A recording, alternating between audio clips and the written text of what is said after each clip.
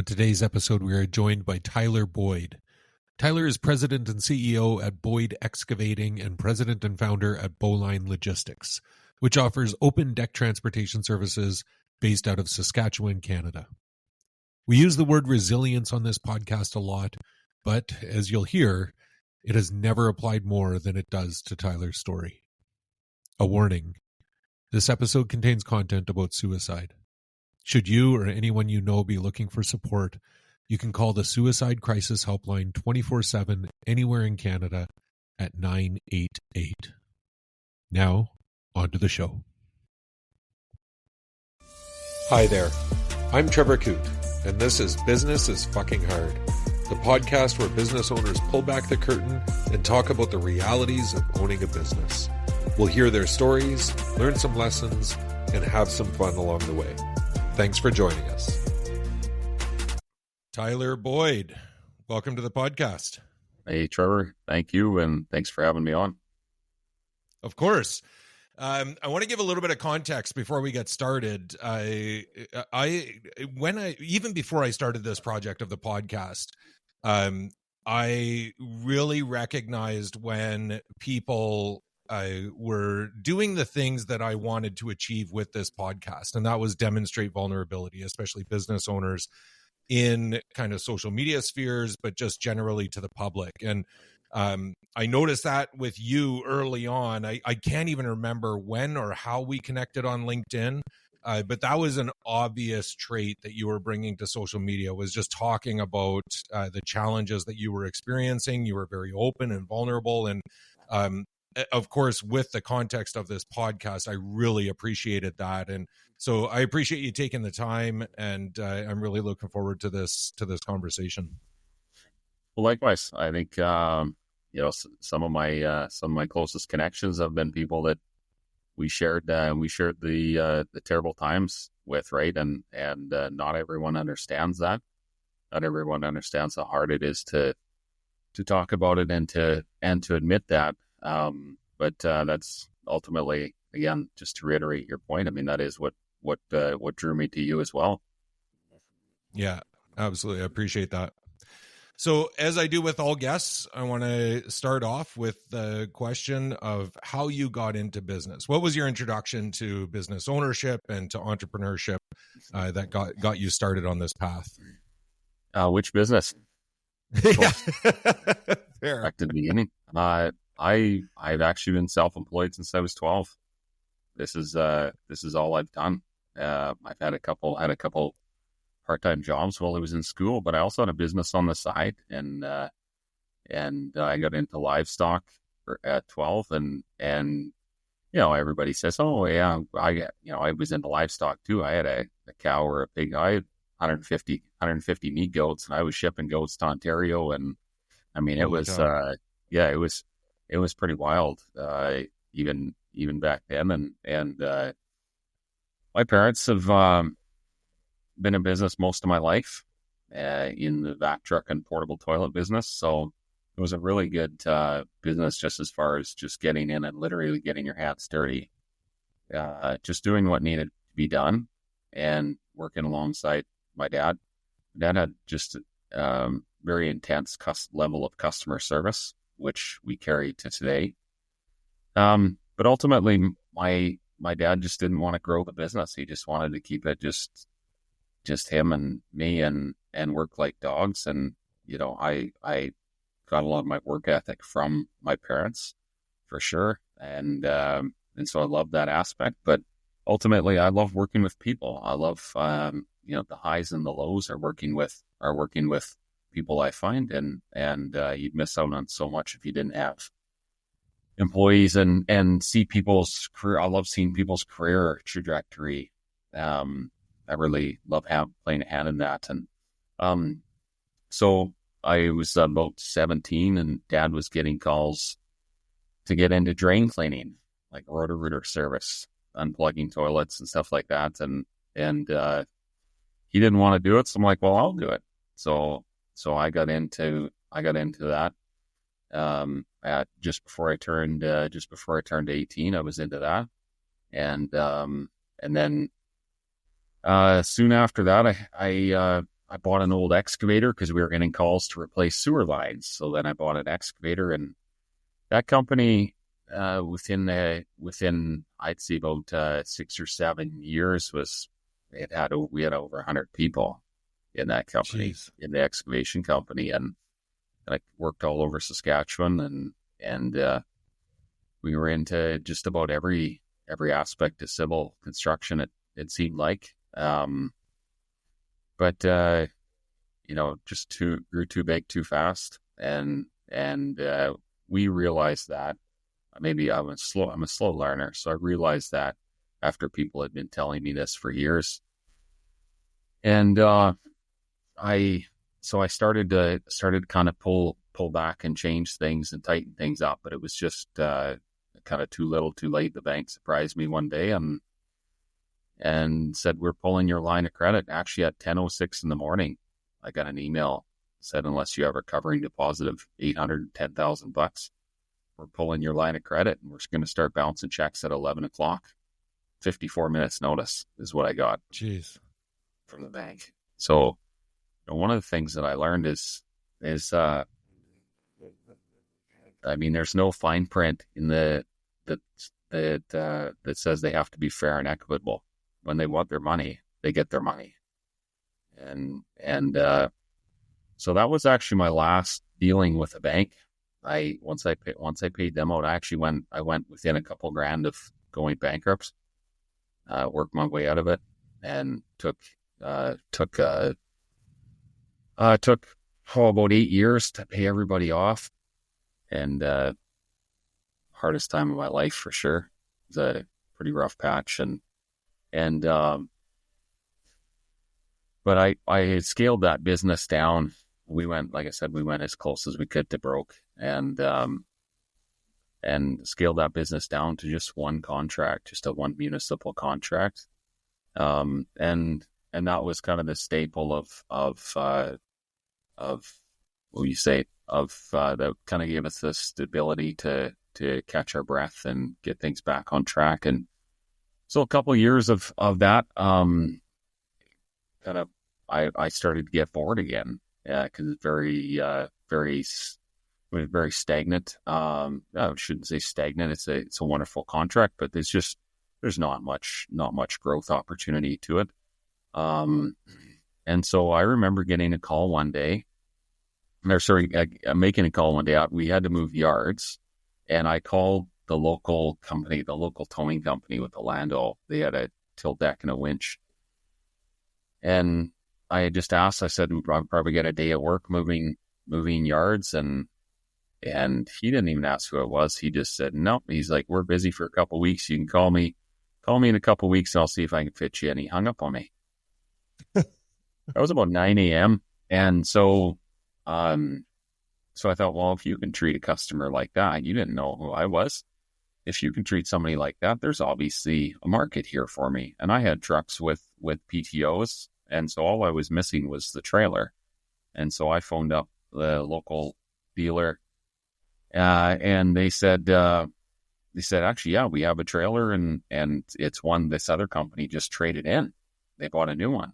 So I went in there, bought it, and picked it up before noon. And on my way out of town, I stopped by a rental company that had just set up in town, who he was moving all their freight for. That's who he was so busy working for.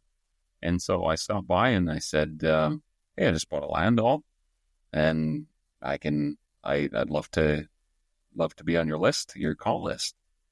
He said, "Well, what are you doing right now?" "Heading back to the shop." "Well, can you haul this out to Yorkton, Saskatchewan?" "Well, I can do that." He's like, "And then when you get back, come do this, do that."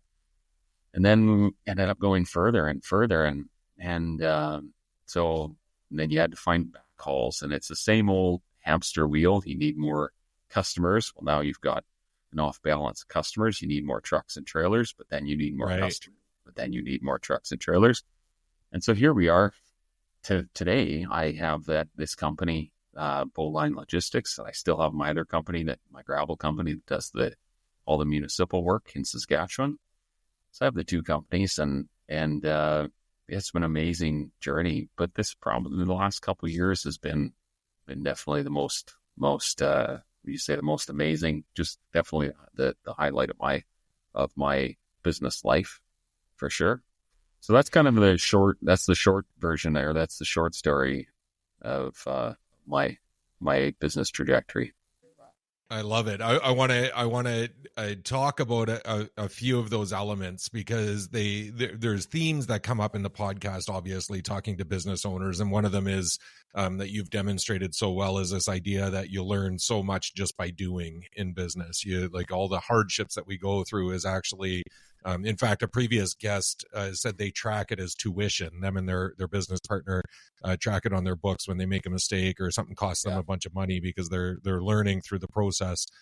They track it as tuition, and I really appreciated that. But I want to go all the way back to your when your dad and you had the small business, and your dad didn't want to grow it. Just looking at, you and him working really hard just to maintain the business, and kind of the idea that it can sustain you. Where do you think that mentality came from? What was his motivation for that versus you going out with the excavating company and wanting to scale and wanting to grow it? Like, obviously you in your mind went in a different direction. So my parents worked very hard and they didn't have any hand-me-downs. They didn't have any passed down momentum from previous generations, really. Like, they really started out from scratch, and they stepped out when I was a kid, when I was about 4 years old. They really stepped out, and they had a couple, or a trailer court, like a mobile home court, and they bought a second one, and that second one tipped the balance, and they actually went broke and lost it. And so they had already done that, and they did that, at a pretty early time in their life. And, they never outright said it, but I just know from even my own experience, that really takes the wind out of your sails. Sure. And so I think they just realized, probably just, let's just play it safe. Let's just play it safe. And, dad's also, he's old school. He doesn't, he hasn't got time for modern day, what would you say, the modern day issues that you maybe deal with employees, such as needing a lunch break or a coffee break or day off. Like, what is this nonsense, right? And so he's changed now. I love him. Don't get me wrong. That's such an amazing man, been a huge part of my life. But he was crazy as far as his work ethic. It was just absolutely unmatched. Even now in his retirement, he'll work circles around most people. It's crazy. So is he working in the companies with you now? He's just retired. He doesn't really like people as much as I do. He just likes to work and do his own thing, and so he's helped a bit. He's taken the odd trip, but he's not really into trucking like I am. But he has helped in the yard. But he's fully retired. But my mother, she works full time in the company. She's right from day one. She's been my CFO, and my mother and I are we're like two peas in a pod as far as working together. Like, we just work together amazing. So I've been blessed to have such an amazing relationship with my parents, and that's they stuck with me through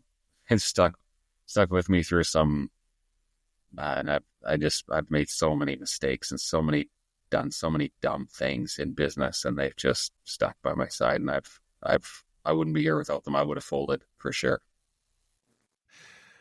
So let's pick up where in the excavation company you start. You start as a kind of an extension of the I wanted to say Roto-Rooter, but the sewer line cleaning. And walk me through what that progression looked like for scaling the company, and like to go to 100 employees. What was that progression, and where were the challenging points other than at the end when the bank said we're cutting off your line of credit? I would say, I mean, as far as how we scale, I said yes to everything. It didn't matter. Like, I remember looking at an excavator in Brandon, Manitoba, and it was a used excavator. And so I just stopped by the dealership, and they're like, "Oh, this is who used to own it. Why don't you call them and you can get the background of it." And so I called them, and the guy was like, "Oh, you're from Mooseman. Would you, do you have gravel?" "I have gravel." I didn't have gravel. Oh, He's like, "Well, we have a huge project kicking off there next week. We're doing all the dirt work for, and would you supply the gravel and the clay?" And, "Well, I could do that." "Yeah, sure." So he sent me the details. So then I had to go out and find a gravel pit, make a deal with a farmer. I mean, buy a gravel screener, start processing gravel. I mean, it was literally 24 hours a day to get ready for this thing. And it was just bananas. I mean, that was how my life went. I remember somebody calling like, "Oh, would you move a house?" "I could move a house." "Yeah." So we moved a house. I mean, I was 19 years old or something. I mean, we just got right into it. My wife, I would have been 20 because I was married then. So my wife and I were out there, and we were moving this house, and yeah, it was crazy. I remember actually getting a phone call one day. Our company was probably at about 75, 80 people at this point. And I remember getting a call from a guy from the US, and they were coming in, and they had gotten the contract to do all the telecom for SaskTel in Saskatchewan. And so he called me, and I was at a family barbecue, and I see this Georgia number pick up, and I pick up. He's like, "Hey, I was actually just at a bar," and he's like, "I'm looking for directional drilling contractors." And he's like, "Before you say no," he's like, I know you don't do directional drilling already, but he said, "These guys told me to call you because," he said, "you'll do anything."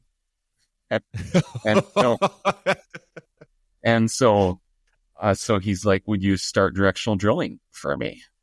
And I'm like, "Well, when do you want to start?" He's like, "Monday." Like, "Well, it's Tuesday. I got enough time. We could start Monday." Oh my And gosh. so then I bought a new directional drill, but I'm like, told the salesman, I'm like, "Okay, in the deal, you need to show me how to run this flipping thing." And so I was actually the first directional driller for our company. And we were out there. The sales guy was out there with us for the first day or two. And even that company, I mean, we had, at our peak, we had 50 people just directional drilling and doing fiber optic. It was crazy. And that work took us all the way from Inuvik, Northwest Territories, to Port Hardy, Vancouver Island. We were all over Vancouver. Did lots of work in Vancouver. But yeah, it was pretty wild. I sold that company off, but yeah, it was pretty wild. But I'm a little more. I'm still pretty aggressive but I'm dialed back a lot for sure. I like to. I've learned to think about think things through a little bit, and learn to just kind of stay in my lane. So when you talk about some of the problems that we faced, I mean that was probably a big problem. Was that I tried to be everything to everyone. I got into gravel crushing. I mean, if you ever want to lose a couple $1 million really fast, get into gravel crushing when you don't know what you're doing. I mean, it's a bad deal. Yeah, I think really, I have a lot of regrets about my past, just in how naive I was. Must have looked like an idiot, and I know I did actually. And so I have a lot of regrets about that, and trusting the wrong people, and then putting myself, ultimately you dig such a big hole that I put myself in a position where I couldn't be trusted to pay my bills. And it wasn't because I didn't want to, or it was just, I just dug such a hole, and bad things happen to good people. That's one thing I learned. I learned that the hard way. And So, it's part of me tries to forget about those days because I'm quite honestly, I'm pretty embarrassed about them.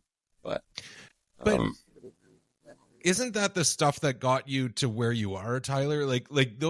That's kind of, this idea of, chalking things up as tuition, as all of those experiences is genuinely what's got you to the place where you are now, able to make the decisions that you make. And I'm going to frame this as a question. So with all of that negative or positive that's happened over the years, what's your process now when somebody comes to you with a business opportunity? Like, is it profoundly different? Obviously, you said you're more careful, you're not as quick to say yes, but do you build out like business cases and business plans for new initiatives, or is it just still kind of going on gut, but just using the experiences that you've got to make those decisions?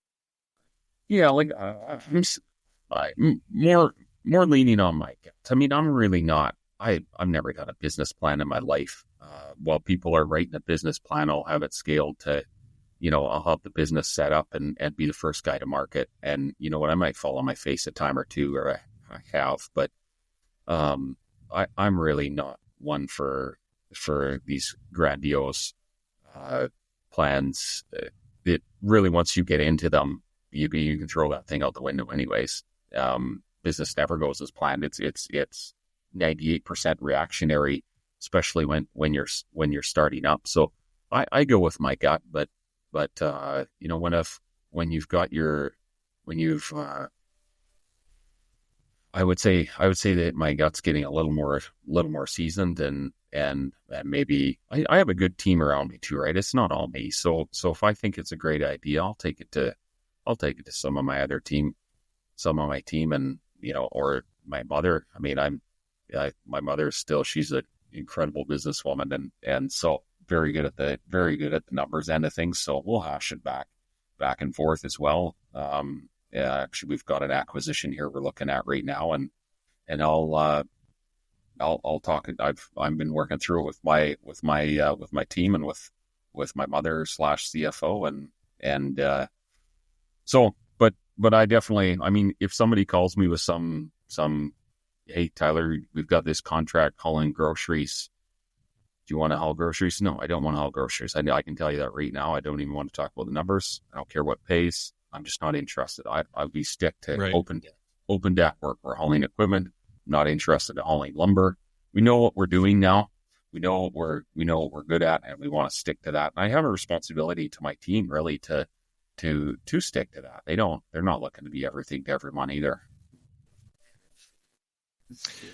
What did that time look like when you got the call from the bank or the email from the bank at 10:06, and they gave you 54 minutes to reset your entire life and business?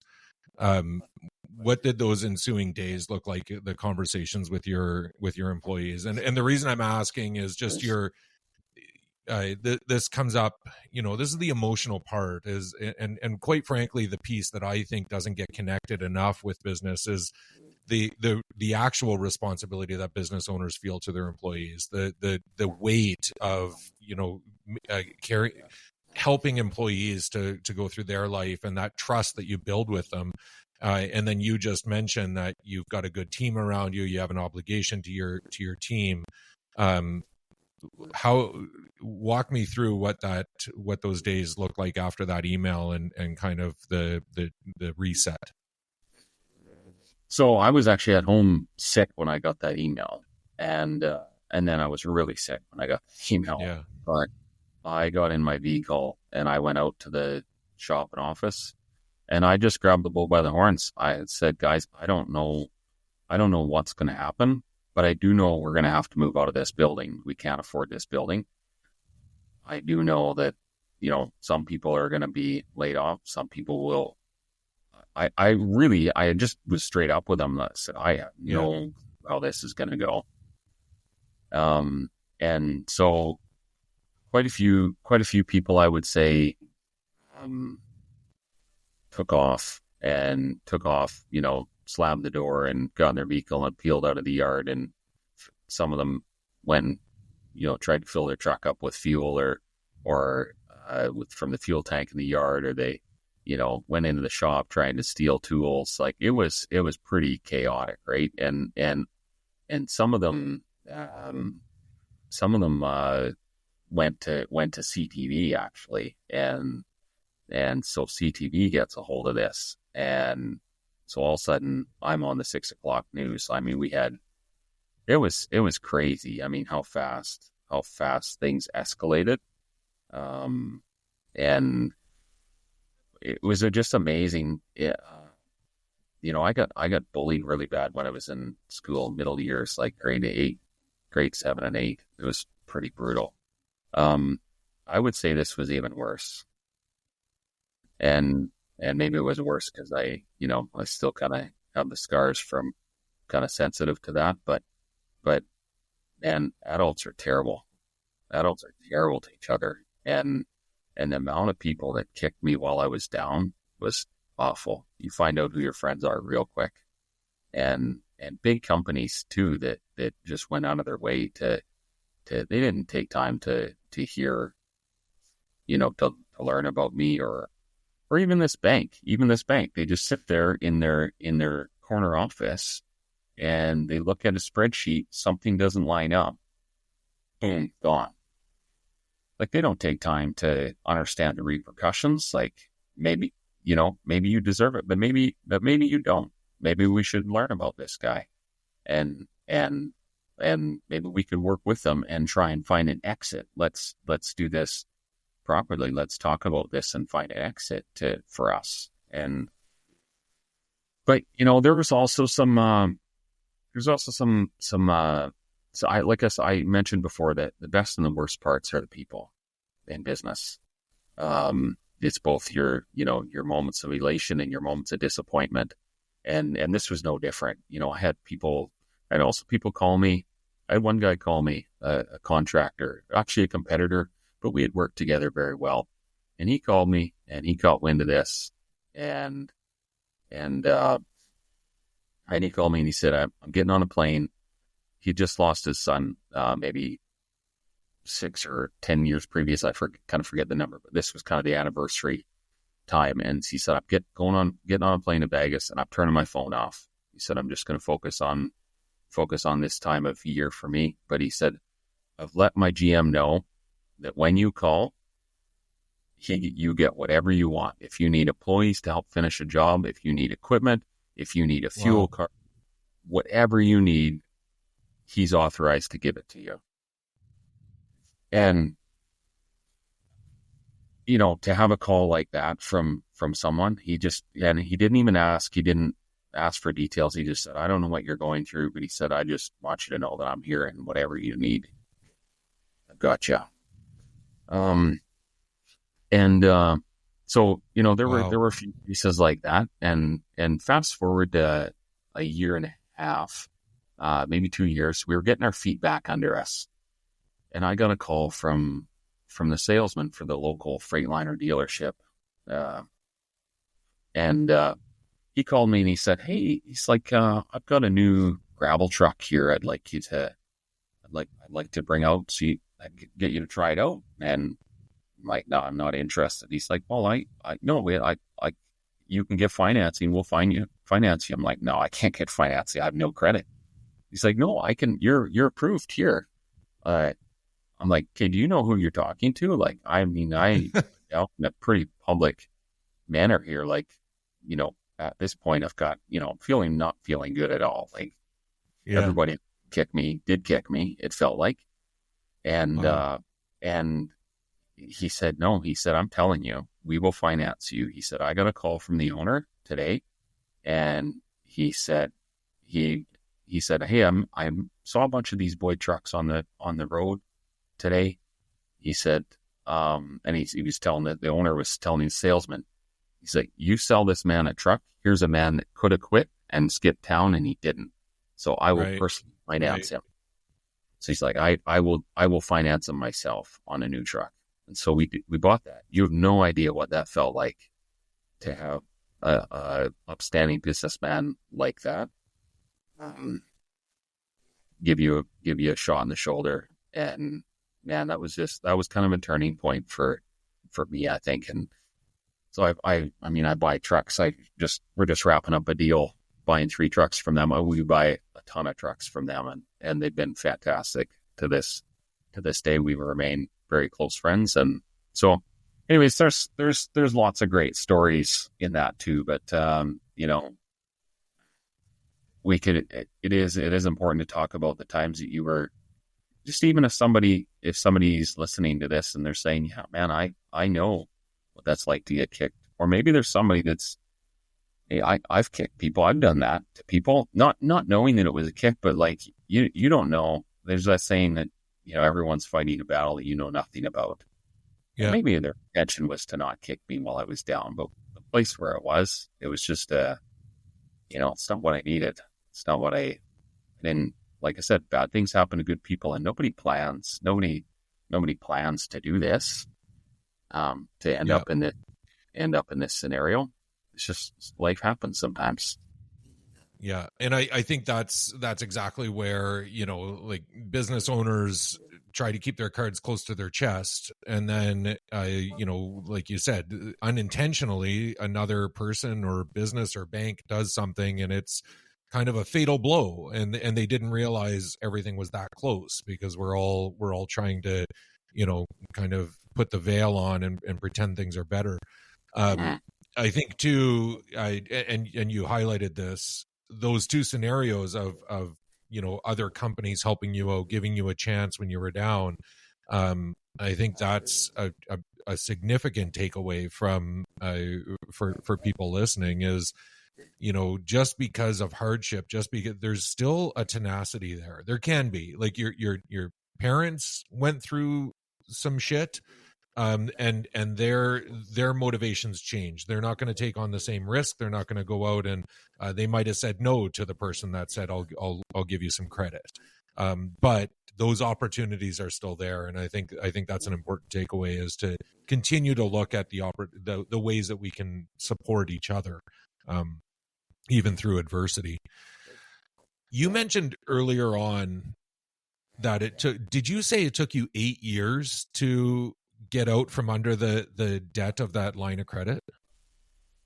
Yeah. So what happened was I had to file Division 1 of the Bankruptcy and Insolvency Act, and which is notice of intention to make a proposal to creditors, and so we made a proposal. I attended every court. I attended every court session, which people don't usually do. They don't show up. They just let their lawyer handle it. I remember going to Saskatoon for the first court session, and my lawyer said, well, I'll come to the office and then we'll go for lunch. I don't remember if I ate lunch or not. I don't know. It was kind of all a blur, but I just remember spending the day just trying not to puke. And I remember walking into that courthouse, and it said, creditors or government of Saskatchewan or something versus Boyd Excavating. It's just their itinerary on their marker board. And you mentioned tuition. This was the first, that was what came to me. I remember looking at this sign like, well, I've paid the tuition. Let's take the lesson and let's learn all that we can. And so I went to every single court session and learned a lot about that process. So it was, it was a pretty wild, pretty wild time. But it took about we had 9 months because we got an extension in there. We, normally you just get 6 months, but we got an extension. We got 9 months to make a proposal to our creditors. And so that was accepted. When you make a proposal, you only get one chance. There's no redo. So you have to really have your creditors on board, which we did. and you have to have a good plan that you can stick to for the next 5 years. So that's what we did. I paid month by month for the next 5 years. But then on top of that, I had borrowed $500,000 from a family friend.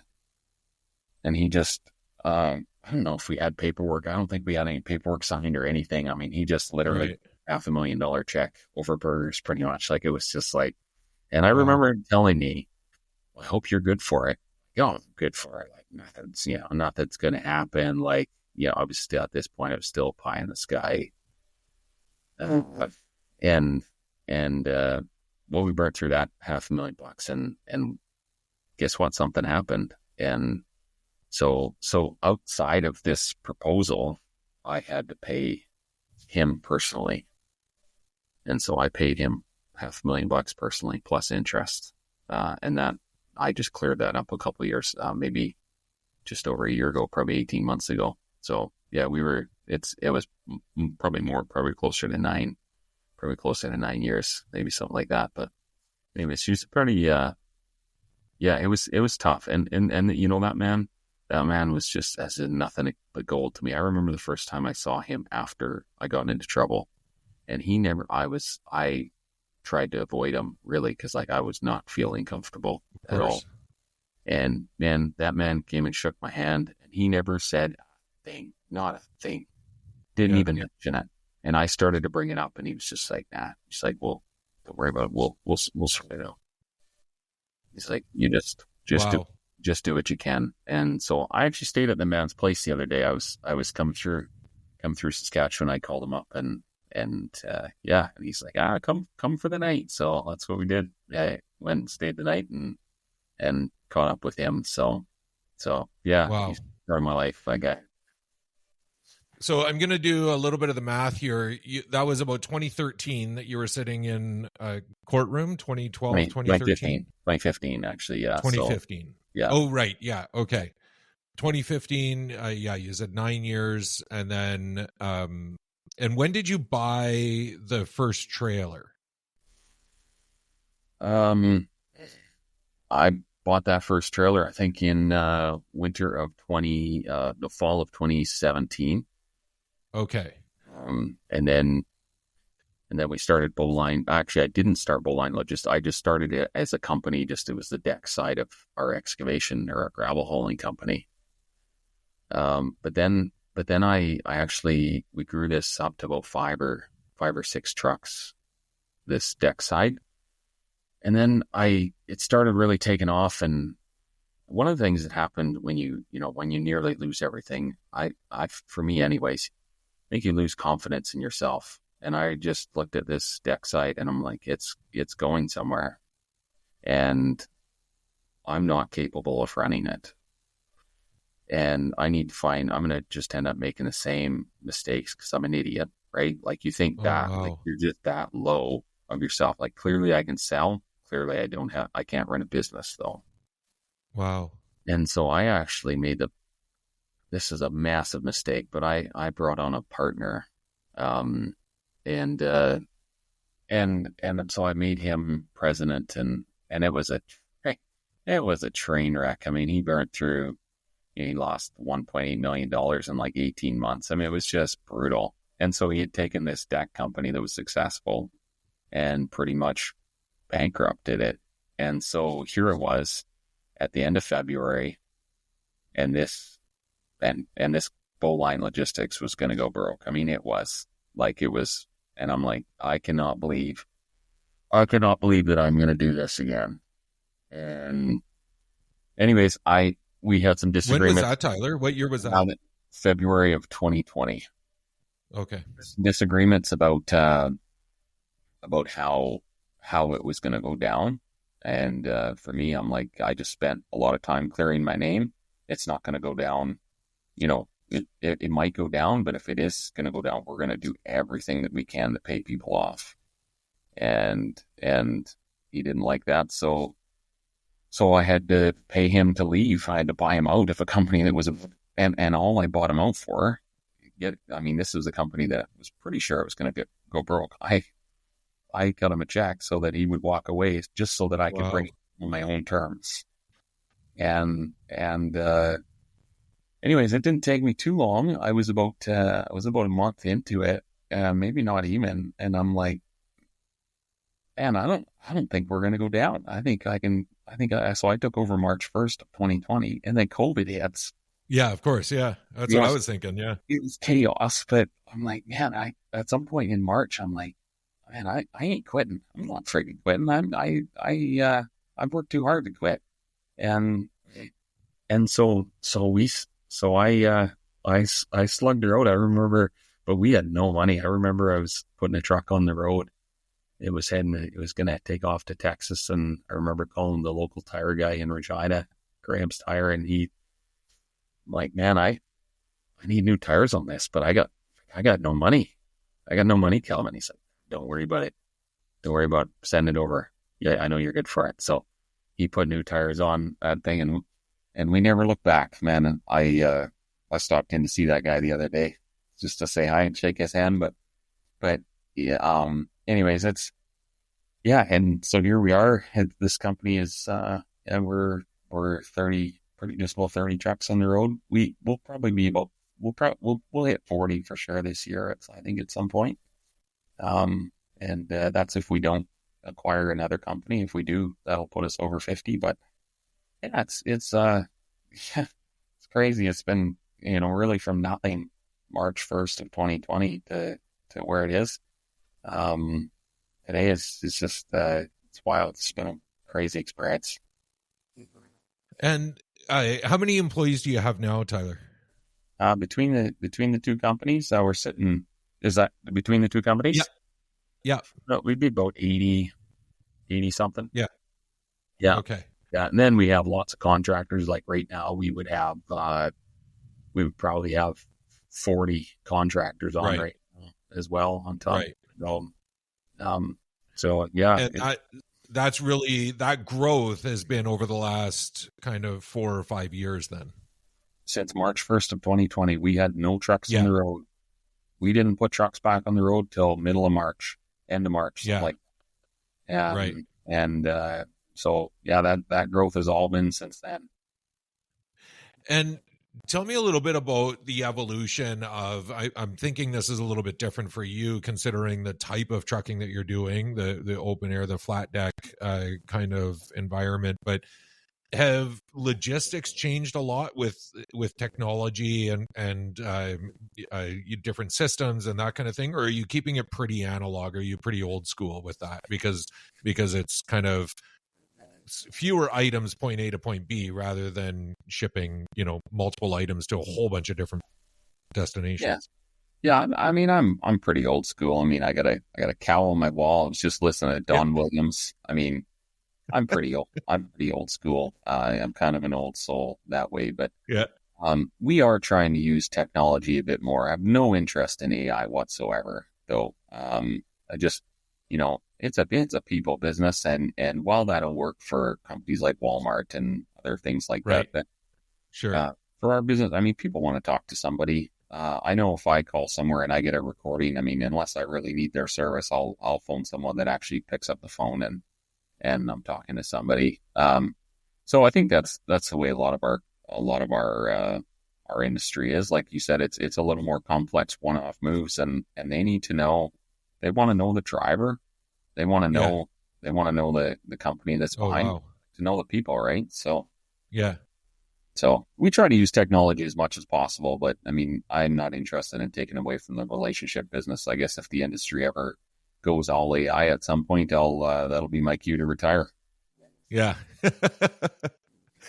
But I think too, it demonstrates, like you said, you crashed at this one guy's house recently. You stopped into the tire shop in Regina, and that's another thing. Obviously, another theme that we hear in this is the relationship aspect of businesses. Like, as business owners, we have to not necessarily intentionally foster those relationships, but at least maintain them, at least know that they're there to lean on, but also that's what business is. It is relationships, regardless of how much AI and technology starts to infiltrate. For sure. And I think you just need to be selective about those relationships. I mean, Sure. I told somebody recently, like, the older I get, the smaller my circle gets. Yeah. But it's just good. It's just good people that I trust and that want the best for me, right? You don't need a ton of people in your life. Just good people. That's who Yeah. should. Yeah. Yeah. I agree with that wholeheartedly. Um, I'm going to ask one more question, and I want to be respectful. So just feel free to tell me that, we should cut the podcast short. But tell me more on the personal side, the implications of all these ups and downs with your family. Yeah. Well, I mean, I'm thankful that the good Lord saw fit to put me with the most patient woman in the world. And one of the things that I've learned about my family, or let's talk about my spouse, is that the older I get, the more I go through, the more I realize why I'm with her, why I'm with Amanda, and just, we're just, as the days go on, we realize more and more that especially for me, I realize more and more that we're a better match than I ever anticipated we would be. And so I've been married for 15 years, got 4 kids, 13 and under. My 13-year-old is in the workshop right now, working with mechanics. He's got coveralls on. My girl is, she just turned 12. She cleans the office here, and it's a pretty big office. We're in a 20,000 square foot building here. And she cleans the offices.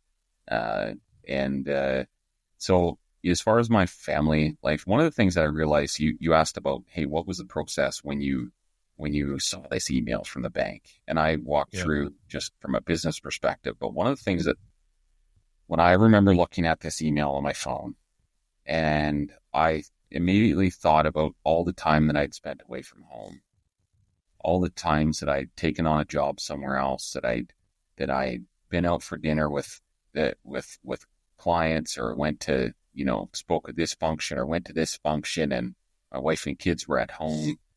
I just looked at that and thought, man, there is no way that was worth it. No amount of success is worth that, really. But I just remember thinking that I'm never going to do that again. I'm going to get a chance to redo this, and it's not going to be like that. Now, I certainly did for the next couple of years. For the first couple of years after that, I worked insane amount. I nearly killed myself. I worked so hard to work my way out of it. But once I got to that point, people talk about these as an entrepreneur, they're working 80 hours a week and 7 days a week and this and that. And I'm always available. But you know what? I feel I haven't worked a weekend other than the odd time I go out trucking. I still try to truck and get out there with the boys. That's one thing I've tried the last year, to do a bit of trucking. But man, I take my time, and if I want to leave the office at 2:00, I leave the office at 2:00. And I don't always. Not very seldom do I, in fact. But I still put the time in. I'm always available. But man, this business just doesn't. I love what I do, but I'm not even going to hesitate if I got to choose between this and my family. It's just not even. Of course. And so I think that I remember. So one of the things that I do is I coach kind of entrepreneurs on the side, people that are down and out, people that are going through what I went through, because I don't feel that, again, nobody talks about this, right? So I felt I had nobody to talk to. People were like, oh, well, let's, we can get together for drinks and you can lean on me. And I'm like, well, number one, I don't drink, but number two, you don't understand what I'm going through. And so I appreciate that you want to be an open, appreciate that you want to hear me out, but flip, it's going to blow your mind. I'm going to blow you up is what's going to happen. Yeah. When you're not, they're not even going to comprehend it. Right. So I remember talking to one guy, and he was actually when he called me, this guy was he was talking about taking his own life. And I remember, I remember Oh, thinking like that too. I remember being some pretty dark days. And so I just asked him, I said, so you've got nothing business wise, you've got nothing money wise. And so that makes you want to take your own life. He's like, yeah. He's like, I just don't feel I don't know how I can come. I don't know that, I can't see past this. Like, I don't see how I can do it yeah. any way. I said, do you have a wife that loves you? Yes. I said, do you have kids that love you? Yes. I said, there are literally millions of entrepreneurs out there that would trade you. They've got millions in the bank or billions in the bank, and they would love to have what you have. Yeah. So I said, don't ever, you're not down and out. There's life after this. You've still got the most important things. So I think that, my perspective on that has changed. One of the things that my wife said to me one time when I was, and maybe she said it a few times, but it kind of rolled off like water off a duck's back, because I was, I was, I would say, a bit of a narcissist maybe back then, but she said, our day doesn't start till you come home. Me and the kids Oh, we just wait for you. That's our whole purpose of the day, is really just to wait for you to come home. And maybe it's different in every family, but so, man, like, it finally sunk in, like, how lucky am I that's what I mean to them. And so I've really changed the way I live. And I used to take such great pride in being a workaholic, and just, I was an absolute machine. And I would say I've paid the price health-wise. Thankfully, I haven't paid the price family-wise. Thankfully, I think I've, my head's pretty thick, but I think that's finally gotten through. So that's one thing I'll never do again. well, it's a heavy place to end, but I think it's an important place to end. The idea of that business isn't everything, and for a lot of business owners out there, we do get wrapped up in that. It becomes such a big part of our identity, and we get attached to it so much that we think that that's the only thing we get seen for. And I think, I appreciate you answering the question and making it a little bit more personal around family, because I think that was a really important message to come out of all of this, is that your family's day only starts when you get home, when that family is whole. And that's a really important thing for people to remember when they're working so hard to manage a business and to run a business. So thanks for that. Yeah. Tyler, you use the word regret. This is coming from somebody who only just learned your story and is totally an outside perspective. But I think, man, all of those experiences brought you to where you are today. And you can reflect on all of that in any way that you're going to. But just having heard the story, I think it was challenging. There were things that you did that you probably would have done differently had you had the knowledge, but you only got the knowledge by doing them. And I think there's a really important lesson in that. And man, I really appreciate you sharing. That was a wild ride, and I appreciate the vulnerability and you sharing your story, because I think it's a good one for people to hear. Well, thank you, Trevor. I appreciate that. And one of the things that I use the word regret because that's the way I look at it. Sure. And everybody's perspective is different, and people are usually hardest on themselves. Yeah. And I'm definitely no exception to that. But I do appreciate you having a platform that focuses on this.